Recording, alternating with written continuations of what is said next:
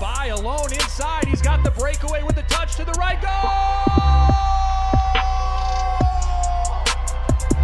Everything you wanted from this debut. It's Brandon by taking a shot with the left. Goal! Isaac Friend from 25 yards out. The equalizer. Will Kidd with the touch of the goal. It's a go-ahead goal.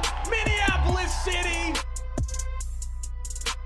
This is the People's Pitch Podcast, the official podcast of your Minneapolis City Soccer Club, brought to you by Summit Brewing Company. Get your sports in while you can. This is the People's Pitch Podcast, the official podcast of your Minneapolis City Soccer Club. As always, I am your most handsome host, Nate, joined by my strapping young co-host, John Bisworm. John, just when you think soccer is here, one of the four horsemen of the apocalypse rears its ugly head. I mean, as you're reading that off, Nate, I'm currently sanitizing my hands. I'm wondering, are you just Lysol wipes constantly? Yeah, it's like do like one, those up, do two, crumble it up. Right, like how you have those wallets that have kind of like the money clip on the back of them. I just have like a running clip of just Lysol wipes in there just to take on the road with me. But yeah, I mean, like you said, get your sports in while you can. Soon we're all going to be looking like Mr. Burns in that Simpsons episode where he turns into Howard Hughes.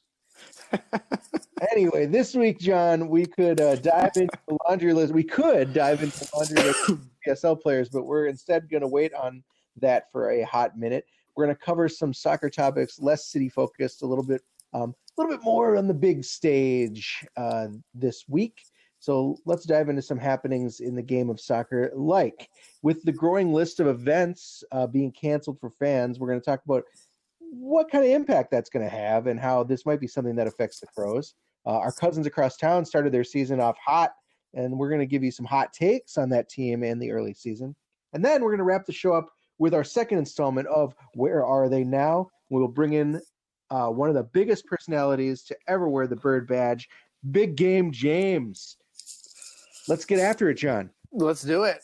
So, Nate, as of just a few hours ago, if you're listening to this in a timely fashion, it was just handed down that on top of the growing list of match fixtures from a soccer perspective across the world, one of the biggest tournaments in the world, March Madness, will be played behind closed doors, as well as the NBA season being put on suspension, which was handed down while we were doing the show, which I think all of that is kind of a travesty for sports fans in the country, not to mention just the ramifications it has for the sport in general, but also on the local economy of the cities that host these things. Me knowing what it takes to put on a lower level soccer game and how much it costs us, not having fans directly impacts our bottom line. It's something that could bankrupt a team like Minneapolis City if that were to extend into the summer season. And then you look at on a larger scale, a tournament like March Madness, like that, there's so many different cities and travel and infrastructure that's all involved in that's now not going to be there. Yeah, that's a big hit. Right. And I mean, you look at like the closures so far, like I mentioned, hit some top flight matches in Italy and portions of Spain and Portugal, some Champions League ties this week in France and Germany. And then the news out west in Seattle and the MLS will be closed off in Seattle for at least the rest of the month. Yeah, I mean, and as we were preparing for the show, you and I kind of do our own separate research and work in the Google Doc together.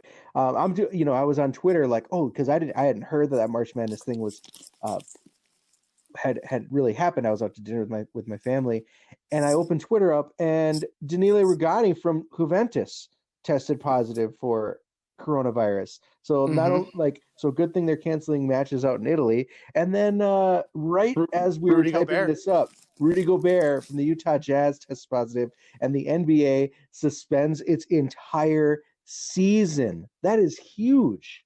So first off, Rudy Gobert, let's talk about asshole of the year. Apparently, when I was digging into it a little bit more, he went back to France for I believe he went back during the All-Star break or maybe before the All-Star break, came back with what essentially was the coronavirus, thought it was a cold, didn't report it to anyone, and then just slowly started to get worse. And then, so he had been trotting around playing basketball all over the country, Yep. ill the whole time without having to report it. So report if you're not feeling well, people. And then did you see the video? I'm more of a Twitter guy than you are, but did you see the video of Fred Hoiberg on Twitter? No, I didn't. And a reporter from the Athletic said he was sitting like 8 rows behind him, and Hoiberg left the game. Like, Hoiberg on the bench, looking like he's literally dying. He's got his head in his hands, sick as a dog, and then ends up leaving the game in the middle of it. Like, this is for real, man. It's sports locker rooms and the sports world in general is so. I mean, I would. It's not super sanitary. So right. So right. it's only natural that it's going to start getting people sick. But this is nuts. So what's your take on how something like this has started to and I really couldn't say for the first time in my lifetime affect sporting events. Like there's nothing that's ever been like this. Yeah, I mean, in the last 5 hours, I've moved from mildly annoyed but to completely understanding and thankful. Like right now, and even earlier tonight, it might have felt a bit off to act this drastically, to cancel all these matches, to cancel but it feels like it's the right thing to do at this point. Like when you look at how quickly the coronavirus has spread in Italy, in Europe, and you take into account everything they were hearing from the World Health Organization and the CDC, it all makes sense. I think the big problem, of course, is the conflicting information that we're getting from the top, right? Where on one hand, the president is out there saying it's going to pass quickly. As soon as the weather warms up, everyone's going to feel better. That sort of thing. It's not a huge deal. On the other hand, now some of the major organizations in the world are shutting down operations or holding them only behind closed doors. So it's very much a bummer if you are an NBA fan, or if the United even gets canceled on Sunday, or maybe that my double game week didn't quite pan out in Fantasy Premier League like I was hoping to. Like I captained Aubameyang and was hoping for 2 games out of him, but whatever. But it's these are definitely some short-term emotions that I'm dealing with that are lined up against the potential of like my 75-year-old dad getting sick and dying, or my baby daughter. So I'm going to get over it. My take is that this is really very weird. And like you noted, I totally get the fact that, of what's being done, and it's to remove the potential exposure of like a mass amount of fans in one location, from affecting them to something that can be extremely harmful. But I'm also not a fearful person regarding this whole thing, that's attacking the globe. And I won't move into like the fear category until it starts directly reflecting my life. So if it's no longer safe for me to leave my house altogether, now we're talking. But mass hysteria, right? Like, or if our Open Cup game, doesn't end up happening, that's directly reflecting me, and I totally get that. But I think during this time of fear, and fear is a real thing. The one thing that people really can rally around and use as an escape for the less than ideal things in life, it is sports.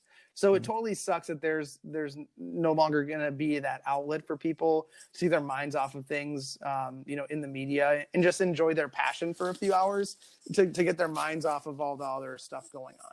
So it's funny. I've been reading a lot tonight about it, and obviously the NBA canceling stuff, March Madness operating behind closed doors is very, very strange. But March Madness itself will be totally televised, so that's great. NBA will still be around and will make its money back on the back end off of, when they start up again, and of course their lucrative television contract.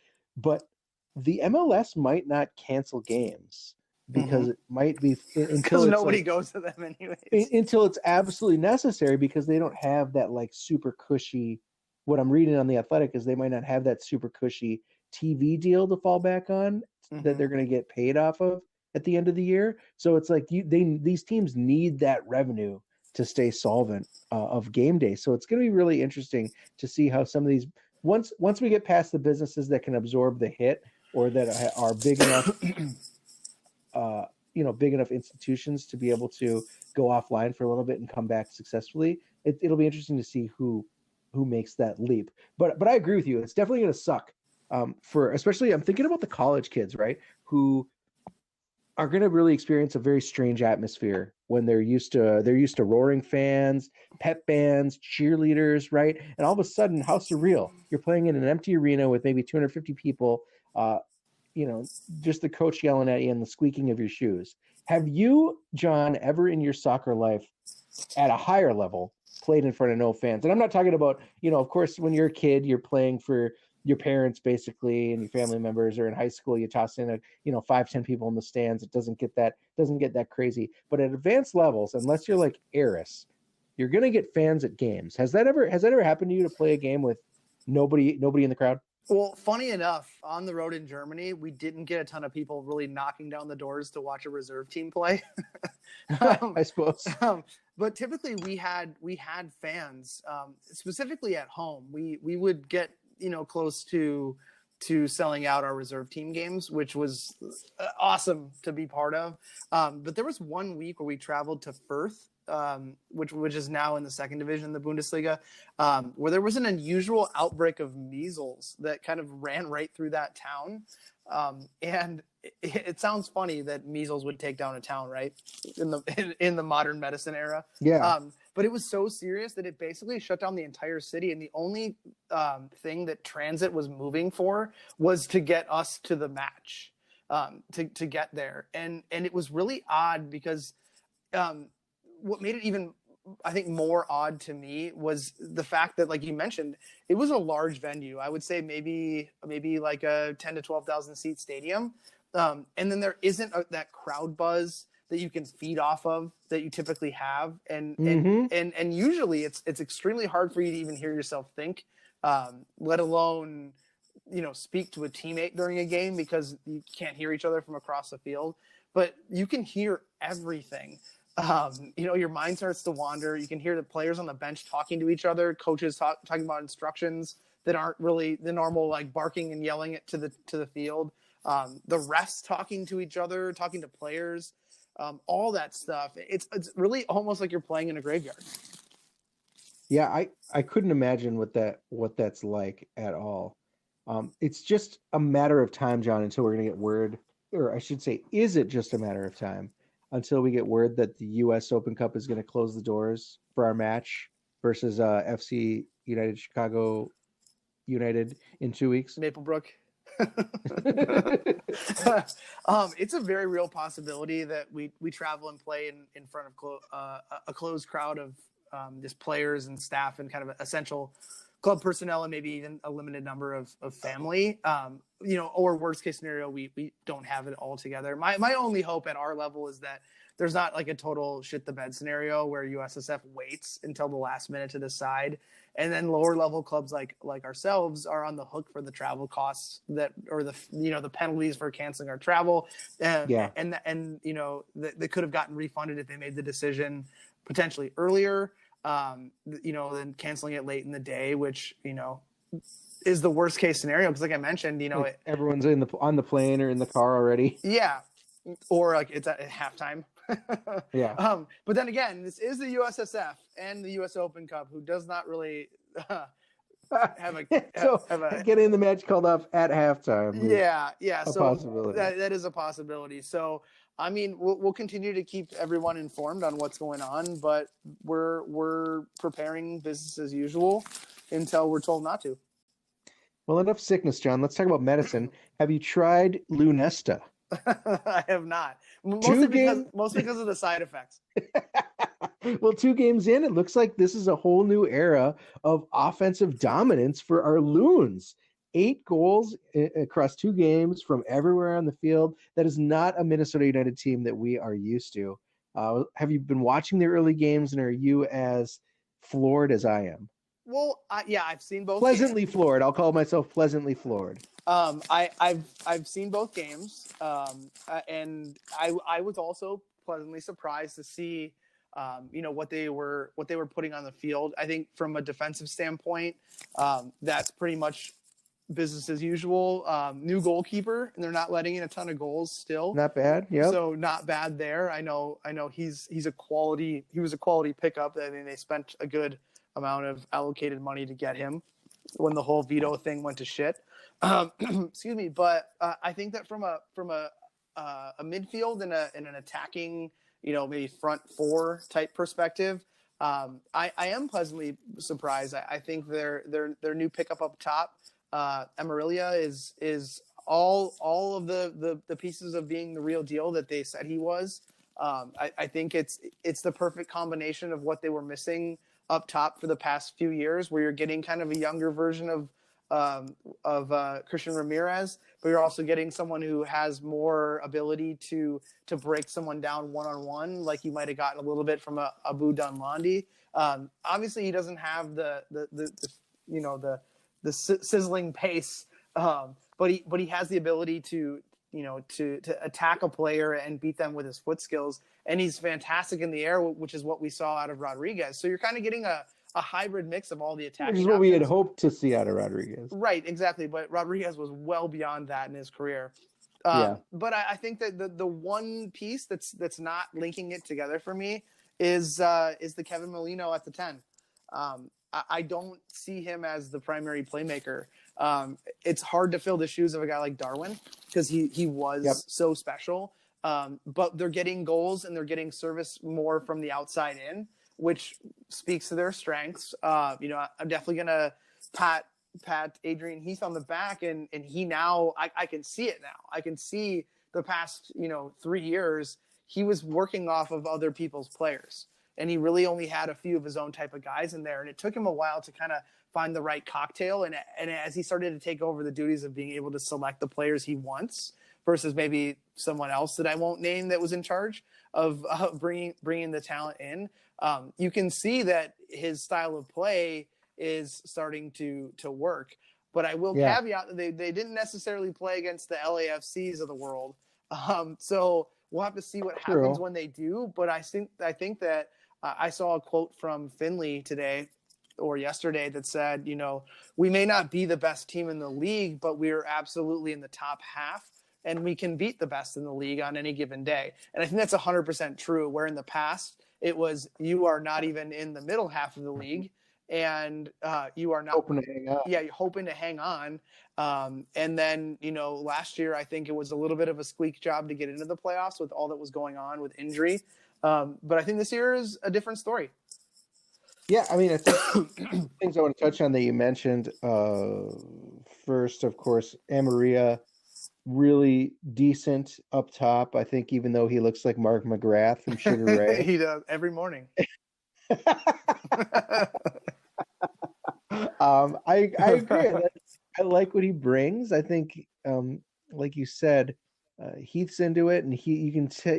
I've heard Heath in interviews talk about what he values out of him, and it's the same things that kept Ramirez successful for a while. That he's real wily in the box. He's got great positioning, but what he does is also actually score, unlike someone like Angelo did. So it's nice to have kind of a best of three worlds striker. Mm-hmm. We'll see if he'll continue to light it up or not.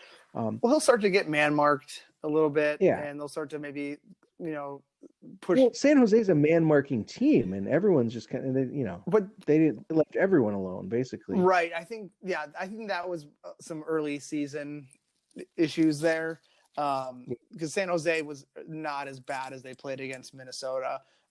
But he'll start to see some extra bodies shifting over to his side, and then I think that individual skill where he'll be able to kind of be slippery to get out of situations might start to help out. But the proof is definitely still out there that he's got to do it against a better defense. I think you're right with Molino as far as like a number 10 that distributes the ball. He might not be the guy, but again, in this system, I'm not sure that that's what Heath is trying to do. It feels like that's what Grey Goose is for. Right. And like you said, you're getting a lot of service from the wings, and from your defensive wingers too, Neher and Gasper. So it's like, is he really just an extra attacker And if he Yeah. is, then I'm happy with that. What are your thoughts? Your thoughts on what they're doing with the guys on their bench? Yes. And leaving off like a designated player from your travel list without any reported injury or reason for him not to be at least in the 18 when you're spending that type of money. Yeah, again, I think like you said, he's finally starting to get his guys, and I don't know if I'm really that into Adrian Heath as a person, but it seems like Yeah. he's won the battle of personnel Mm-hmm. decision making, and it's where it seems to be working out.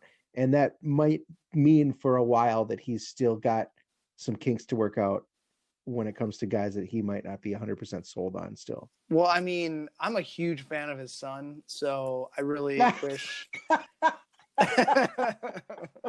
Okay, so total aside, so I watched some, so sitting around with a baby in your lap means that you're watching whatever's on TV. Yeah. And I'm watching like BN Sports on a Monday night at 9 to watch like the recap of this week's La Liga games because it's the only thing I can stomach at the time, right?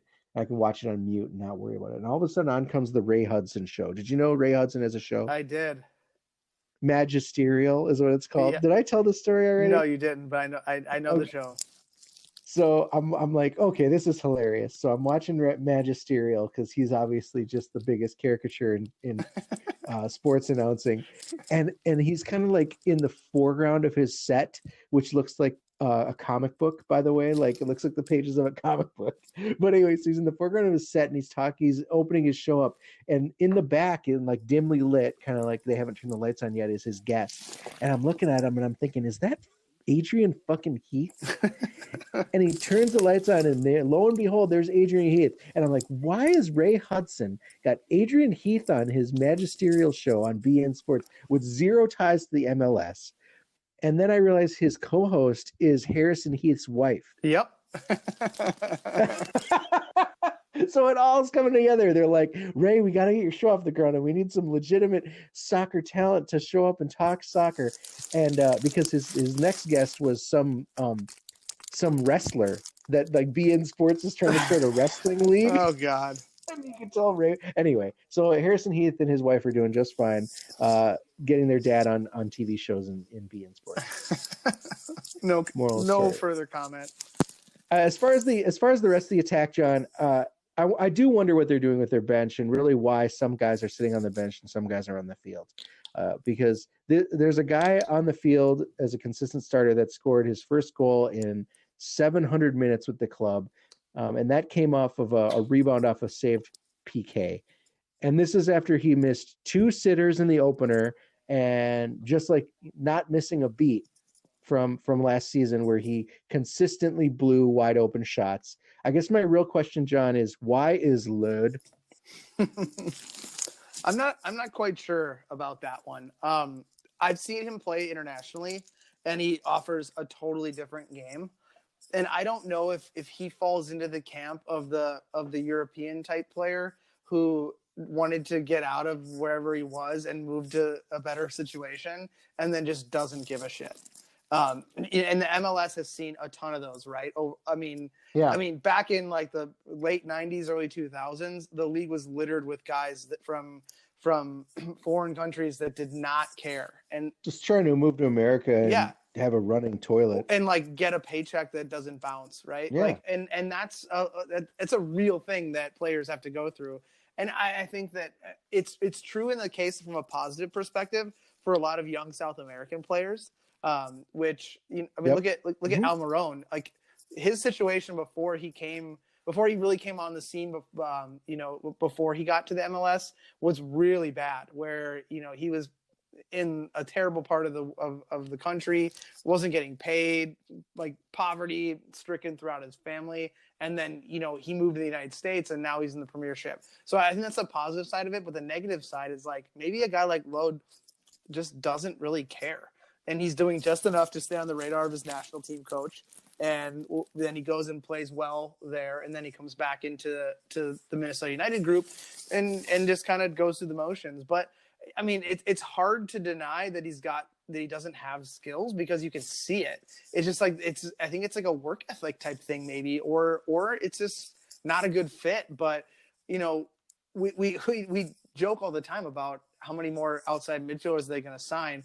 Well, they have a couple on the bench that they probably could try out, or you could get a guy like Hassani Dotson could play out wide. You have options, so I don't know why he's getting the minutes and why they're paying so much for him. When you look across the league, and there's bench players that are better than him across other teams that would be itching at the chance to start for a team like Minnesota. Yeah, I'm with you, man. But I'm going to keep watching. Obviously, I'm going to keep watching. I'm a season ticket holder. I'm looking forward to Sunday's game if it doesn't get canceled. And I hope to see Minnesota United continue this success throughout the season. We'll see how it goes. I like the direction that we're moving in. I would agree. I'm pleasantly surprised with how things are going. I hope it continues because good soccer in this area helps all of us, even the little guy across the river. Word.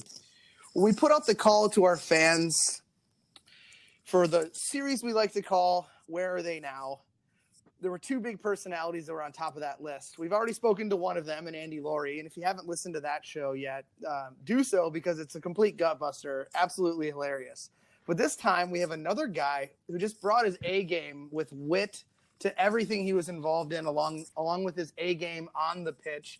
And that is the one and only Big Game James Neher. Mr. Big Game, welcome to the show, man. Welcome back. Dude, guys, thanks for having me. Really excited.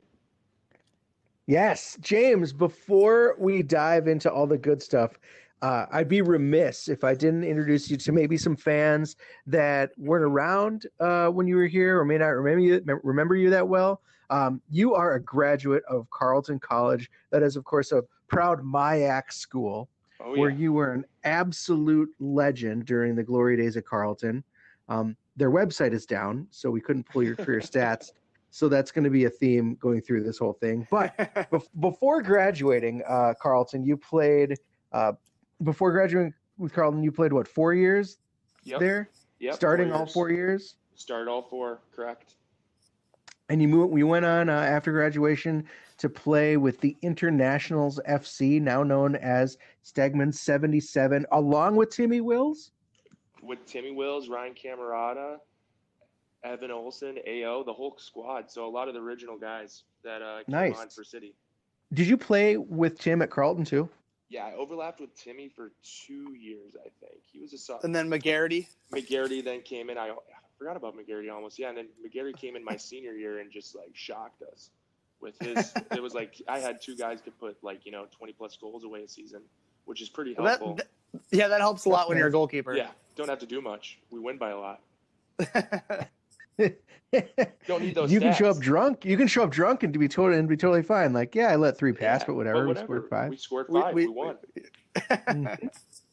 So you joined up with the Internationals, which is now known as Stegman 77, and that really is how you were introduced to Minneapolis City. Mm-hmm. You joined the team, appearing in 10 games over 3 years. Probably the biggest, most important stretch of those being the beginning of the 2018 season. Yeah. And you went 9-1 in your time with us, logging over 700 minutes between the sticks. And we keep telling Minneapolis City to keep goalkeeper stats, and they don't. So let's just say 9 shutouts and 1 goal against. There we go. Yeah, I'll take that. I mean, the one loss was just a single goal that passed. Yeah, I mean, that sounds pretty good to me. It sounds like every stat, it's accurate all across my career. More shutouts than goals in, So I'll take it. I mean, since the site's what down, do you want to do? Since the site's down at Carleton, we'll just make them up. Right, exactly. I don't think you got any goal score on you at Carleton, according to the website. Exactly. I'll tell the sports information department. So we'll obviously get into some other stuff here with you in a bit, but we like to start out the series of interviews with a kind of a do you remember story. So James, do you remember the most epic post-game interview ever caught on film of all time that took place after the 5-0 thrashing of Dakota Fusion at Osseo High School? You were part of it, but if you remember it, why was it so memorable? Oh, because I was repping Little Caesars like a champ. I'm pretty sure, right? Is that the one you're talking about? I can't remember, but I feel like I was just munching on a piece of pizza throughout the interview. That was exactly why. Okay, and then also to top that off, you were having side conversations with people that walked by. Yeah. So it was it was just a total calamity of of a interview because your mouth's half full with Little Caesars. You're talking about just stomping a team as we did. Yeah. And then people are walking by and you're like, yeah, hey man, what's up? Good game. Good game. Well, it was I think the biggest thing is with the logic with that is we need to move the interviews away from the locker room because I have like that attention deficit disorder where it's like I'm eating, I'm having my Summit beer, and then like people are looking up for dabs, so I have to just show the love. So that's my issue. I just love the team too much. That's fair. Hey, I want to take you back to that game, James, because if I remember right, this was this the first game played at Osseo High School, right? First game of the season. It was the second game played at Osseo. At home. Okay. Yeah. But and I remember like you made an amazing save, and then we turned around immediately on the ensuing run of play and scored, and then the wheels came off for Dakota. Is that how the game went? Do you remember the game going like that? I really do remember that. Like, so the story about that is it was this weird reaction save. I think it was off a corner or cross, and there's like a photo of it somewhere. One of the photographers caught it, and I just look like I'm like sticking my arm up and just swatting at the ball. It was a quick reaction save, and then if I remember, I think McGarity scored early. It was McGarity or Whitney, but yeah, then we that was a big save, and then after that we just started pumping them past them. So it was a pretty fun game. So that was it for Dakota, and I remember at the time attributing that pylon basically to that because up until that point. Up until your save, I think the game could have really felt like it was going either way. We didn't really know what Dakota was going to do this year. They were coming off of a very successful 2017, where they went to the NPSL playoffs, if I remember right. Mm-hmm. And so we're thinking that this is going to be a serious matchup to start the city season, or at the start of the city season, and turned into a total rout. And I'm going to say on the back of your reaction save, the team pulled itself up, gathered itself from the back line forward, and stomped on some necks thanks to Big Game James. Dude, and I also got to say is that, when you have like the likes of McGarity, Whitney, a great midfield, we had some firepower on that team that was pretty amazing. We always have had good scorers, but that year especially, I think early on before some injuries happened, especially defensively being solid, part of the success that season is we had guys that could just put goals in. How could I forget about Will Kidd? I mean, it was like we had a front three that were unstoppable. So catch us up quick on what you've been up to since you stepped away before the beginning of last season. So I moved to Chicago to pursue my passion for eyes. So I'm in optometry school. I'm in my second year. It's going pretty well. I've only had my butt kicked a few times, but learning a lot about eyes and living in Chicago, which has been pretty exciting. So we like to tell all the alumni that come through the show that when you're hugely successful with the a bustling optometry clinic, definitely don't forget about the little guy who needs that $500 that $500 sponsorship goes a long way. Oh, I see at the 4th of July Mung tournament, there's a VU Eye Clinic on a bunch of jerseys. And I expect to have the Neher Eye Clinic maybe competing with that Summit sponsorship. We'll see. I mean, I know the people who you can talk to about that. I'll talk to you. I'll talk to Herman. You got to bring some strong logo game, though, if you're going to. Otherwise, we're going to look like some sort of like EPL 2 team. Yeah, we don't want that at all. I mean, Summit's a pretty legit they got a legit logo. So we'd have to work with the maybe Minneapolis City graphic design department and maybe put something together, a mock draft. But so, James, talk to us a little bit about your soccer journey. Obviously, we kind of touched briefly on the latter half with you landing at Stegman's and then finding your way to Minneapolis City. But give us the story of how you started in the game here in Minnesota. That's an interesting question. For me, it's like it all started when I moved back to the States. So for people I didn't know, I lived abroad. I was lucky enough to grow up in Brazil and England, and got to grow up in two like soccer fanatic countries. When I moved back to the States in 2001, I was playing soccer and joined up with the likes of Bangu Tsunami for some of the old school Minnesota folk that know that squad, and was coached by Robbie Zoll, and kind of moved from there to join forces with Blackhawks around 16, and was coached by Josip Darbaki, who the Maple Brook Twin Fury Stars or whatever they are now. Like, I don't even know what they are anymore, if they're even playing. But so I grew up playing, you know, with a lot of the local guys, some guys that played on Stegman 77 when I became an adult, and then 3 of my best friends that I went to Carleton with. So that was pretty special. Playing youth soccer with guys for over, you know, almost 10, 15 years. That there's a lot of that going around. These guys, you know, you're playing youth soccer with kind of a lot of the same guys, coming up with a lot of the same guys. Did you find yourself playing alongside any Minneapolis City players that you had played with in the past, or was it mostly lining up against guys that you were familiar with? Ooh, Whitney's the number one for sure. Whitney Brown and I played. He played wings. I played Bangu, so I've known and played against him since I was almost 12, 13 years old, which is pretty amazing. That's only one from City, but then you have a lot of the Carleton guys, and then a lot of the Stegman 77 guys that I grew up. Like Brian Rosenthal just gave me a call for recommendation on best pizza spots in Chicago. So, I mean, it's just like a small world when I'm still talking to a guy that I knew when I was 12 years old. Now I'm almost 29. So, Well, I think you Yeah, probably tussled a little bit with some of the other guys that were on City in your MIAC days. I mean, guys like Charlie Adams at Gustavus. yep. And maybe did you cross over with Wexler at all when he was at Augsburg? When I was a freshman, I have a funny story about Wexler. It's please appropriate tell. to the bug. So Sexy Wexy was he transferred from Providence, and he was the big stud in the MIAC when I was a freshman. Everyone's like all scared of this Ben Wexler guy.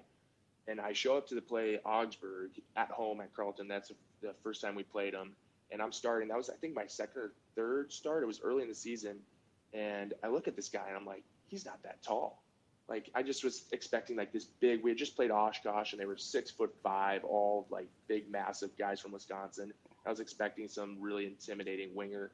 And he was short, stout, and real good and quick. But he got in a tussle with one of our center backs who just laid it into him from, like, an expletive, you know, trash talking. And years later, like when we're playing Stegman's, not 77, but like Winter League, Wexler says, "Hey, Neil, you called me XYZ." And it's just funny how that transcended like almost 6 or 7 years, and Wexler still remembered it and was such a good guy about it, like acted like he was giving the shit to the guy holding a grudge against him, but didn't really care too much. So you mentioned your time in the UK. You have to dispel the rumor for us here, or validate it that it's true that you have a connection to a well-known soccer family of goalkeepers that some folks in the Manchester and Leicester City area might be quite fond of. Oh, what? Yes. So when I moved to the UK, my dad he just took a job, and how it worked was his company gave him, like, you know, a rental house. We didn't buy the house, so we moved into this pretty nice little neighborhood. And on that street, I grew up with Steve Bruce and Peter Schmeichel were on the same street. And so if people don't know, like, I know Biz knows, and Nate, you probably know, but like OG, like mid-90s, like Manchester United, Red Devils, like through and through, the Great Dane and the crazy Steve Bruce, who I think still coaches at Newcastle now. But long story short is I became really good friends with Casper Schmeichel, a son of Peter, and we went to Hume Hall together, a school that's now defunct. I just found out for my parents who were just there. And No way. yeah, though. so I grew up, I mean, Cecilia Schmeichel, Benta Schmeichel.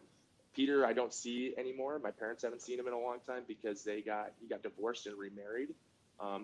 But my parents are very close with Benta, his mom. And so when they go back, they get tickets to go to the King Power, which is pretty cool. I have yet to use that to my benefit. But So did you guys play on the same team together, you and Casper? from my recollection, being that young, all I remember is that we would get out in the backyard, and he wasn't playing club soccer at that time. Hume Hall didn't have a school for that, like a school team at that age. And all I know is that when he moved, when his dad transferred or got sold to Porto in Portugal, he just started playing then, like organized soccer. But his dad would kick balls to us with like size 14 Reusch, like massive gloves in the backyard. And so those are some pretty fond memories I have of this guy, just like, you know, he's kicking a ball at you, and now his son won an EPL championship, which is mind-boggling to me. Well, and I mean, it wasn't like your run-of-the-mill soccer That is dad. It was like the most legendary goalkeeper at United in a long list of legendary goalkeepers. Yeah, still to this day, like if anyone's to tell me any modern, like Manuel Neuer, Gigi Buffon, like my favorite all time will be Peter Schmeichel. Like still one of the most. If anyone here doesn't know what I'm talking about, look up a YouTube video. You'll be just like awestruck by just pure aggression, and that's how I styled my play. And that's why I got hurt. Dude, seeing him up in the stands, up in the box, watching Casper in the World Cup, the guy looks like he could still get out there and play. He's fit. I bet he could too. I bet he could. He's so like. I think he's enjoyed his life away from football because he does a lot of commentating and stuff. But if he got between the sticks, he would be a scary presence for the Minneapolis City back line. That's no doubt. I remember, before we move on, I remember reading something that he actually used to purposely wear an oversized goalkeeper shirt so he looked even bigger when he was coming out of the goal. I don't know if that ever came across any. The wind would catch it like some sort of frilled lizard. So if you go and look up, Peter Schmeichel on YouTube, like you mentioned, James, and you look at the guy, he looks even more massive than he is because his shirt's like a triple XL. Yeah, and we have a bunch of those jerseys, which are pretty funny. My sister has the same birthday as Peter. And so he really took a liking to my baby sister, who doesn't really remember him much. But he gave like a box of all these promo jerseys. We have a Danish, I think like Euro 96, like one of the jerseys he probably wore whenever Denmark won the Euros. We have a whole bunch of jerseys, and they're massive, that my sister has hoarded because we're not allowed to have them because they were given to her. So pretty funny.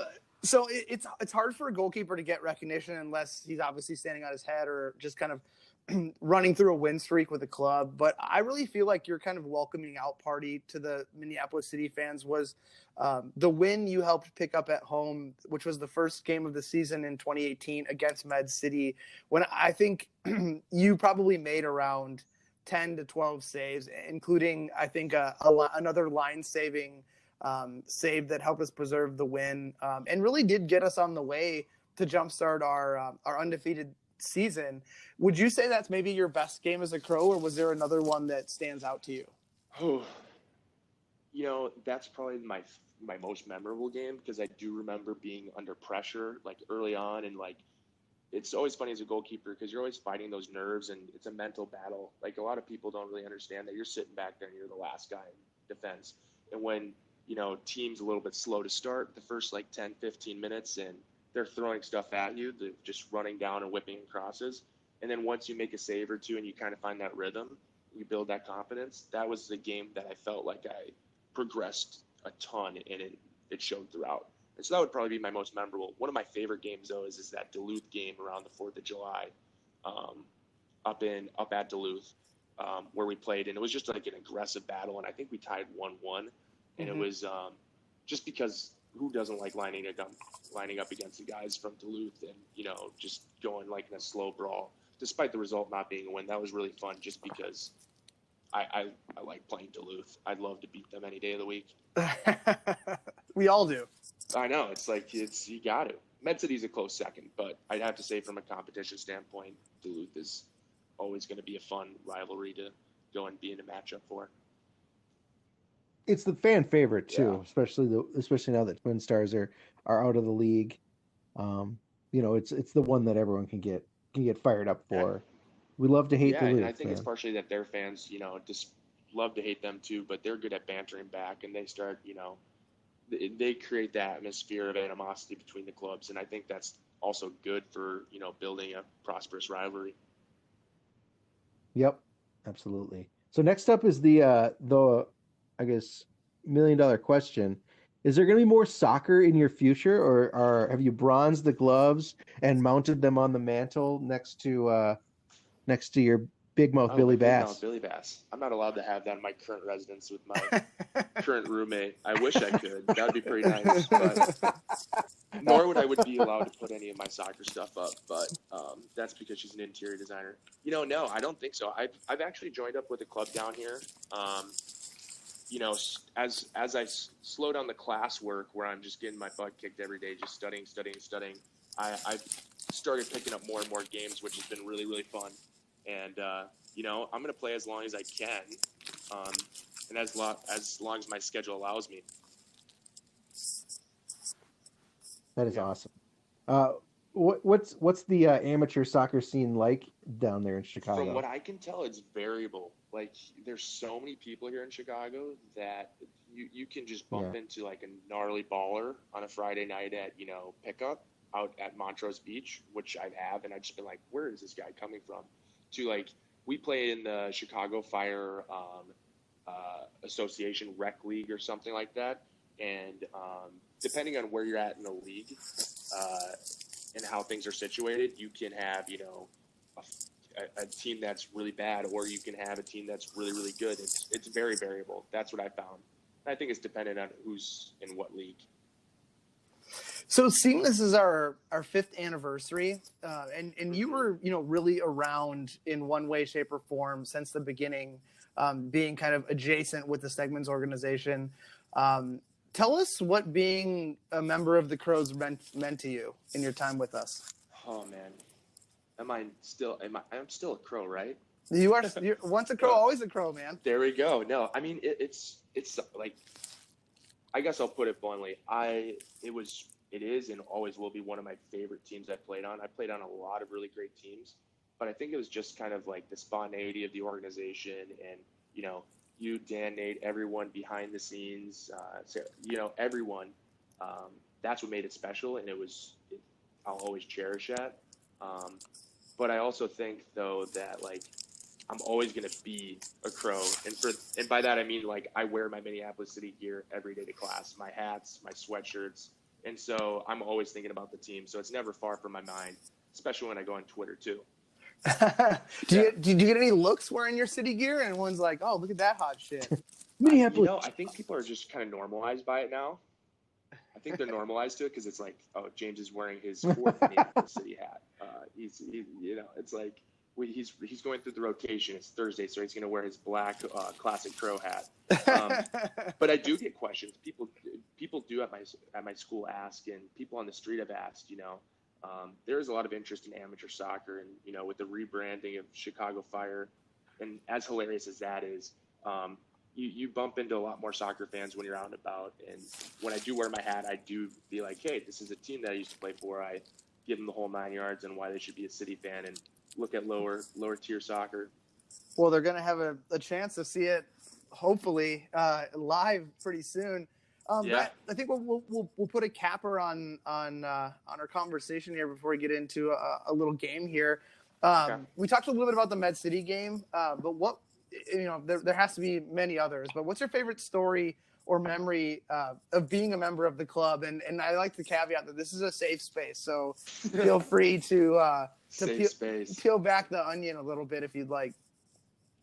I loved going to Sioux Falls. I don't know what it is about that road trip, but that road trip always, I feel like every time I made it, it always came back with success.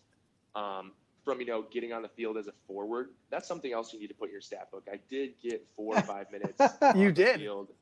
Almost got through behind the back line. So I remember it like it was yesterday. I had to coach the team because of some travel issues with coaches. And I also believe that we only had the reason why was because we only had 12 players. And then you came on, and you actually drove, I believe, from your family's like summer cabin to back and forth to be there. And I didn't have AC, and my muffler was broken, so I was driving with the windows down, just like it was a wild adventure. So that was the last road trip I took in that car. But then obviously, like, the shenanigans that happen after that, those are some of the fun, like celebrating a win with the guys, and those are some of my best memories. Just cracking a few summits, kicking back, and having more than a couple summits, and then eating at some random place that's always a hilarious trip because they're like, why are all these 20-something-year-old dudes like here on a Saturday night in Sioux Falls? So also another memory popped up is the Des Moines Menace. That's another favorite memory. I almost forgot about that, where I came back from my knee injury and got out, and then me and Biz sneaking into Hodemann's room to grab a cooler of beer at probably 3:30 in the morning. So, we literally drank all of the summit. all of it. It was gone. It was so much fun. I do remember that. That was a fun trip. That was actually your only loss as a member of the organization. But we were also playing against. I think I counted. I was talking with Goose the other day. We were talking about that game, and I think I counted that the Des Moines Menace, after Luke getting drafted, had 16 MLS players that got drafted one way or another on that team. That's incredible, actually. Wow. I think it was like a 3-1 loss where that one guy scored all 3 goals. Yeah, the guy that just came in and just rocketed him. But it was a competitive game. That loss doesn't even count. It's not even a regular season loss.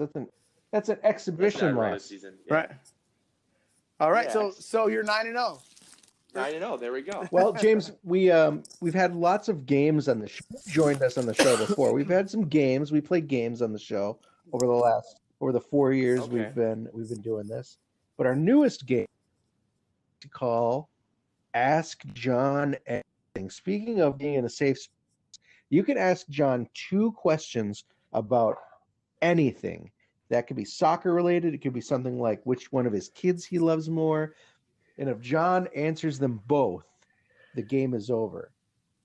However, if he pleads the fifth on any question, he will have to answer your next one. So, and he must answer them truthfully. Obviously, is the other caveat here. So, does that make sense? Basically, it's try to get him squirming right away, and then see if you can sneak one past him in question number 2. Max Stigwar did a pretty good job of me squirming last time we had him on the show. So see, I'm like when I get on this podcast, I feel like I'm like, for the fans that don't know me very well, like you have to find me and buy me a beer outside. Like if we were drinking whiskey right now, guys, I could dive a little bit deeper.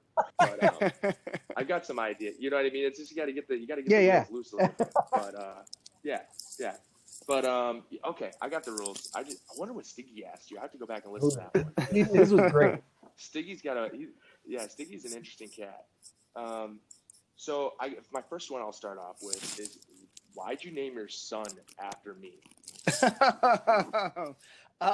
Well, the truthful answer is he was not named after you. But we have the same name. So yes.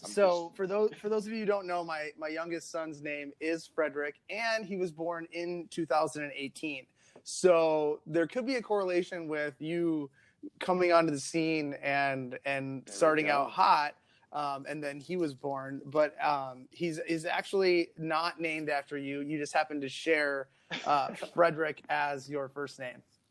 Ah, man, I feel like, though, that there has to be some correlation, because who names their child Frederick in 2018? I do. You know, you do. Baller.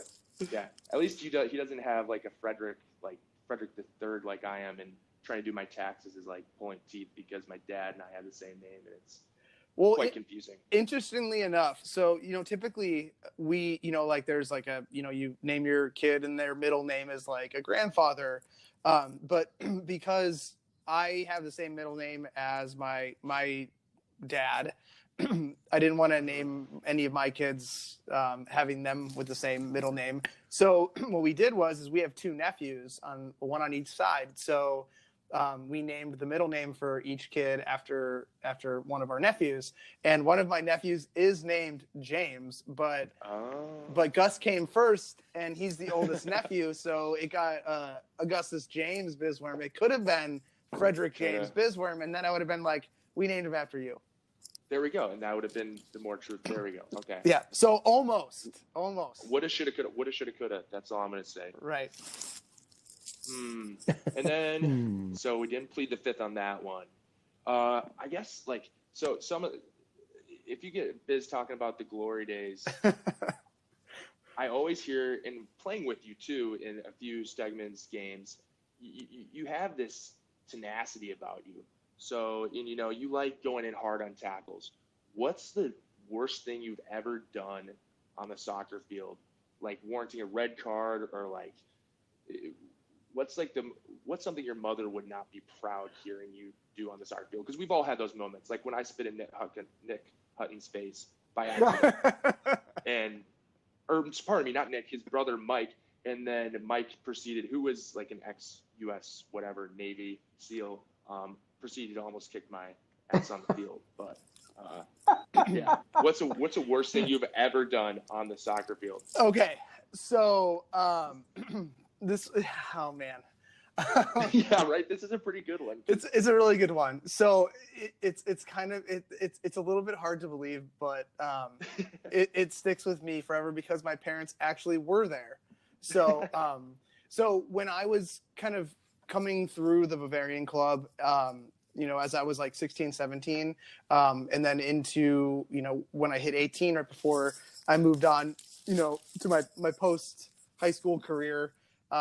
I would repeatedly like get called into the first team with the Bavarians, but they also had the reserve team, which was very much so like your 35-year-old guy, like men's league type soccer. And I would always be the youngest guy, and my coach played on it. So he would, you know, repeatedly call me in and be like, hey, we're short guys. I have your player pass.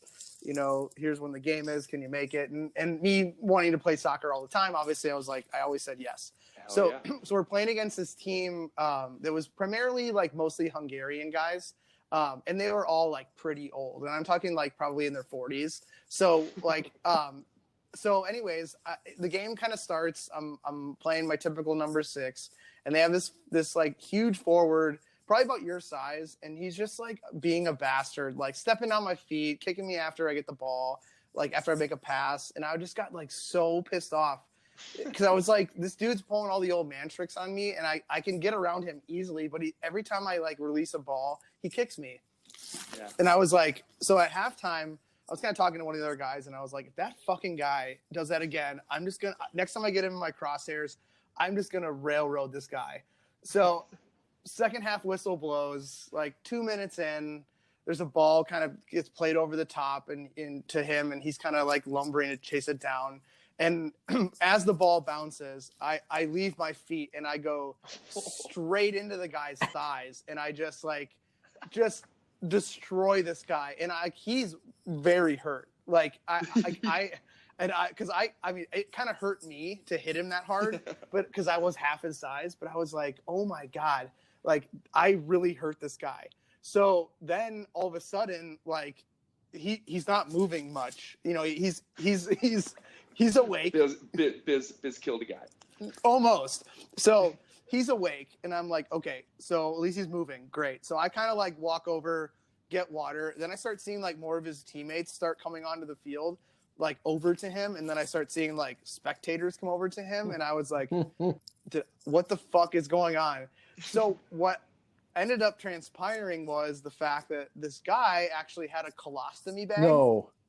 Oh, and it was tucked into his shorts. And because he was so big and his like jersey was so big, like you just didn't see it. I mean, it's like late 90s, so you're not wearing a ton of form-fitting gear. So when I went in on him, I actually had cleated his thigh and got a piece of the bag, and I broke the bag open, and it had ripped out of the port in his stomach. So they had, oh my God. so they had to call an ambulance to get this guy out of there. And my coach, like, the right thing to do was to like sub me off so that someone didn't retaliate.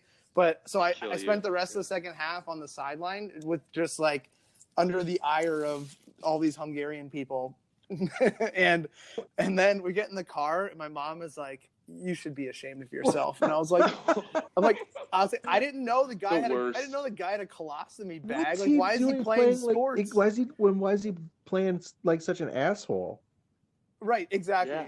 It was one of those guys who couldn't turn it off, and then he's 40 years old, and then I equalized it, and I almost killed the guy. And so first off is like he was an asshole, and then the second thing is where's his doctor and why is the doctor letting him play soccer with the colostomy? Like, there should be like, I feel like if you're running around with that, there should be better protection for that thing because that's no bueno. Right. That's pretty bad. I know. And to kind of like pull it all together. So I go back every now and then and I play in kind of like not an alumni game, but there's every now and then I'm in Milwaukee and I've always got a pair of cleats in my car. So I get a text from one of my old teammates. He's like, hey, it's a nice day out. It's probably like 6 years ago. So it's a nice day out. We're probably going to go kick around at the club if you want to come and then get some beers and dinner afterwards. And I cleared it with my family and went over there and played. And as soon as I walk into the stadium, I walk in and no, the guy's not there. Oh. I walk in and one of the older guys who's now probably in his early 50s was there with because the youth practice was coming off and he goes, hey, how you doing, man? I'm like, good. And he's like, hey, and he like grabs another guy. He's like, this is shit shoes that I was telling you about. So they started calling me shit shoes because I cleated the guy's colostomy bag. That's awesome. And this was like almost a decade later for sure. Johnny Shit Shoes. Oh my gosh. Johnny Shit Shoes. That's my new nickname. That's awesome. So I'm surprised we haven't gotten you that out. That's a great story. Well, that's an awesome story. You just gotta ask. You just gotta ask John anything. Apparently. Wow. There you go. Well, yeah. So that is to end it. That is the worst thing I've ever done on a soccer field, and I've done some pretty shitty stuff. No pun intended. We all have. But we all have. We all have. Oh my God. So yeah, there you go. James, thank you so much for joining us. We miss you a ton around here, man. But we are happy to hear that things are really going well for you down in Chicago. And we look forward, of course, to hopefully being able to see you in a couple weeks when we're going to crash at your place during the Crow Takeover. Crow Takeover is more than welcome to fit into my 1-bedroom, like 600 square foot apartment in Chicago. For sure. I'm down. No, in all honesty, I can't. Thank you for having me, guys. It's always a pleasure talking to you guys. And I can't wait for that game, man. Kids, we're going to have to text me some updates and I'm going to bring some people and we'll get the party riled. Well, right as of now, the game is still on. Done. So I just got on Twitter before we were talking and the NBA just canceled. So let's cross our fingers. Well, I think it worst case scenario, obviously canceled. But probably there may be like a behind closed doors type situation. So we'll keep you in the loop. But I don't think they're intending for there to be thousands of people coming to this game. So I think we might be okay. But I'll definitely let you know when we get all the logistics. Perfect, guys. Looking forward to it. Either way, I'll be out there representing. Sounds good, man. Thanks a lot, James. It was awesome to catch up with you, buddy. All right. Have a good one, guys. All right. See ya. See ya. Peace. All for this week's show, folks. Thanks again to Big Game James for hopping on and interrupting his studying for some super important test that I had no clue what he was talking about. And thank you, as always, to our show sponsor, Summit Brewing Company. St. Patty's Day is on the horizon, and that means it's my box season. Their classic take on a classic style is easy drinking and packs a powerful punch. It's starting to pop up around town, so if you see it at your local liquor store or on tap at your favorite swig house, go ahead and swig it. Don't share it. Swig it. Summit, a more meaningful brew since 1986. If giving back to the community means a lot to you, maybe it's time to give to the club that loves to give back. Minneapolis City is a 501c3 that provides a safe, reliable, and fun environment for young people to play the beautiful game. Look for us this offseason, hosting play events in partnership with community centers around the city, and consider a tax-deductible donation to a truly city-focused organization. Folks, if you dragged your feet, memberships have now gone up to full price.